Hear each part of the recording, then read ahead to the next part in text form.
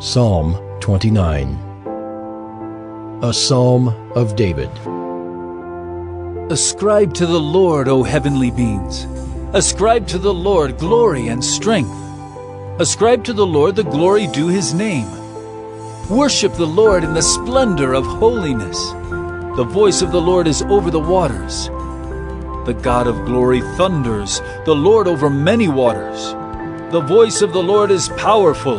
The voice of the Lord is full of majesty. The voice of the Lord breaks the cedars.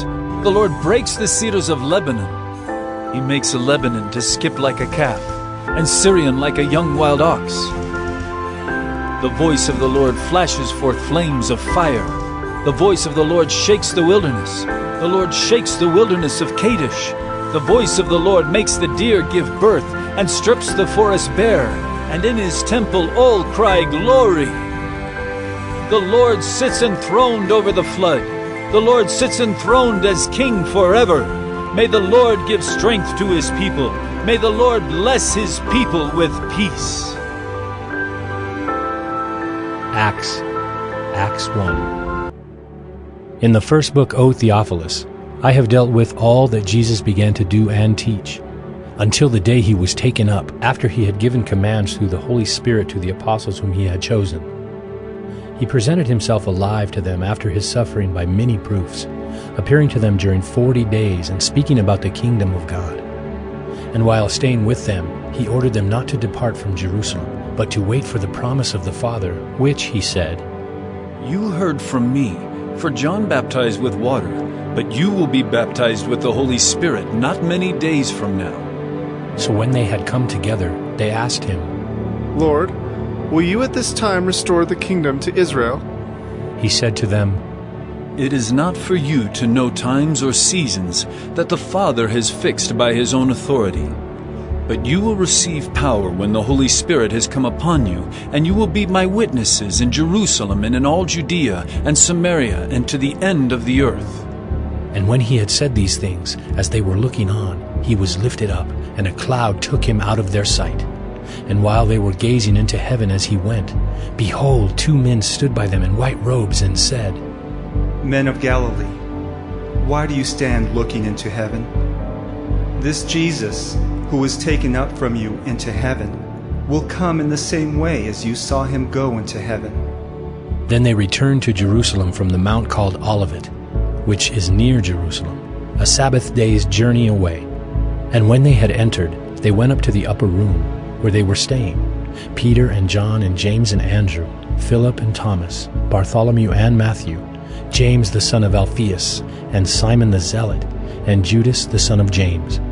All these with one accord were devoting themselves to prayer, together with the women and Mary the mother of Jesus and his brothers. In those days Peter stood up among the brothers, the company of persons was in all about 120, and said, Brothers, the scripture had to be fulfilled, which the Holy Spirit spoke beforehand by the mouth of David concerning Judas, who became a guide to those who arrested Jesus. For he was numbered among us and was allotted his share in this ministry. Now this man acquired a field with the reward of his wickedness, and falling headlong he burst open in the middle, and all his bowels gushed out. And it became known to all the inhabitants of Jerusalem, so that the field was called in their own language Akeldama, that is, field of blood. For it is written in the book of Psalms, May his camp become desolate, and let there be no one to dwell in it, and let another take his office.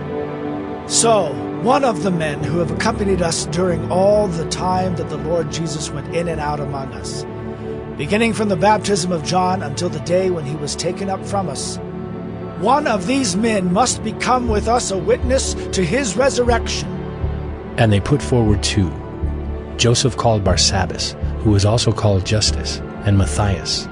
And they prayed and said, You, Lord, who know the hearts of all, show which one of these 2 you have chosen to take the place in this ministry and apostleship, from which Judas turned aside to go to his own place. And they cast lots for them. And the lot fell on Matthias, and he was numbered with the 11 apostles. Exodus 7. And the Lord said to Moses, See, I have made you like God to Pharaoh, and your brother Aaron shall be your prophet. You shall speak all that I command you, and your brother Aaron shall tell Pharaoh to let the people of Israel go out of his land. But I will harden Pharaoh's heart, and though I multiply my signs and wonders in the land of Egypt, Pharaoh will not listen to you. Then I will lay my hand on Egypt and bring my hosts, my people, the children of Israel, out of the land of Egypt by great acts of judgment. The Egyptians shall know that I am the Lord when I stretch out my hand against Egypt and bring out the people of Israel from among them. Moses and Aaron did so. They did just as the Lord commanded them. Now Moses was 80 years old, and Aaron 83 years old when they spoke to Pharaoh. Then the Lord said to Moses and Aaron, When Pharaoh says to you, Prove yourselves by working a miracle, then you shall say to Aaron, Take your staff and cast it down before Pharaoh, that it may become a serpent. So Moses and Aaron went to Pharaoh and did just as the Lord commanded. Aaron cast down his staff before Pharaoh and his servants, and it became a serpent. Then Pharaoh summoned the wise men and the sorcerers, and they, the magicians of Egypt, also did the same by their secret arts. For each man cast down his staff, and they became serpents. But Aaron's staff swallowed up their staffs. Still Pharaoh's heart was hardened, and he would not listen to them, as the Lord had said. Then the Lord said to Moses, Pharaoh's heart is hardened. He refuses to let the people go. Go to Pharaoh in the morning as he is going out to the water. Stand on the bank of the Nile to meet him, and take in your hand the staff that turned into a serpent. And you shall say to him, The Lord, the God of the Hebrews, sent me to you, saying, Let my people go, that they may serve me in the wilderness. But so far you have not obeyed. Thus says the Lord, By this you shall know that I am the Lord. Behold, with the staff that is in my hand, I will strike the water that is in the Nile, and it shall turn into blood. The fish in the Nile shall die, and the Nile will stink, and the Egyptians will grow weary of drinking water from the Nile. And the Lord said to Moses, Say to Aaron, Take your staff and stretch out your hand over the waters of Egypt, over their rivers, their canals, and their ponds, and all their pools of water, so that they may become blood. And there shall be blood throughout all the land of Egypt, even in vessels of wood and in vessels of stone. Moses and Aaron did as the Lord commanded. In the sight of Pharaoh and in the sight of his servants, he lifted up the staff and struck the water in the Nile, and all the water in the Nile turned into blood. And the fish in the Nile died, and the Nile stank, so that the Egyptians could not drink water from the Nile. There was blood throughout all the land of Egypt. But the magicians of Egypt did the same by their secret arts. So Pharaoh's heart remained hardened, and he would not listen to them as the Lord had said. Pharaoh turned and went into his house, and he did not take even this to heart. And all the Egyptians dug along the Nile for water to drink, for they could not drink the water of the Nile. 7 full days passed after the Lord had struck the Nile. Exodus 8. Then the Lord said to Moses, Go into Pharaoh and say to him, Thus says the Lord, Let my people go, that they may serve me. But if you refuse to let them go, behold, I will plague all your country with frogs. The Nile shall swarm with frogs that shall come up into your house, and into your bedroom, and on your bed, and into the houses of your servants and your people, and into your ovens, and your kneading bowls. The frogs shall come up on you, and on your people, and on all your servants. And the Lord said to Moses, Say to Aaron, Stretch out your hand with your staff over the rivers, over the canals and over the pools, and make frogs come up on the land of Egypt." So Aaron stretched out his hand over the waters of Egypt, and the frogs came up and covered the land of Egypt. But the magicians did the same by their secret arts, and made frogs come up on the land of Egypt. Then Pharaoh called Moses and Aaron and said, "Plead with the Lord to take away the frogs from me and from my people, and I will let the people go to sacrifice to the Lord."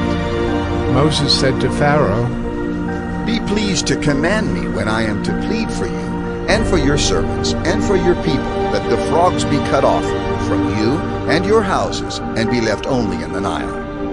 And he said, "Tomorrow."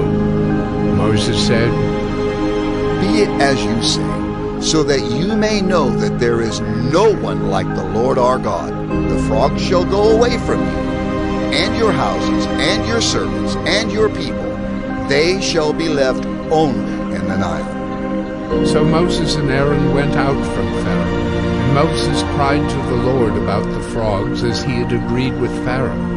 And the Lord did according to the word of Moses. The frogs died out in the houses, the courtyards, and the fields. And they gathered them together in heaps, and the land stank. But when Pharaoh saw that there was a respite, he hardened his heart, and would not listen to them, as the Lord had said. Then the Lord said to Moses, "Say to Aaron, stretch out your staff and strike the dust of the earth, so that it may become gnats in all the land of Egypt." And they did so. Aaron stretched out his hand with his staff, and struck the dust of the earth, and there were gnats on man and beast. All the dust of the earth became gnats in all the land of Egypt. The magicians tried by their secret arts to produce gnats, but they could not. So there were gnats on man and beast. Then the magicians said to Pharaoh, "This is the finger of God." But Pharaoh's heart was hardened, and he would not listen to them, as the Lord had said. Then the Lord said to Moses, "Rise up early in the morning, and present yourself to Pharaoh, as he goes out to the water, and say to him, 'Thus says the Lord, let my people go, that they may serve me. Or else, if you will not let my people go, behold, I will send swarms of flies on you and your servants and your people, and into your houses.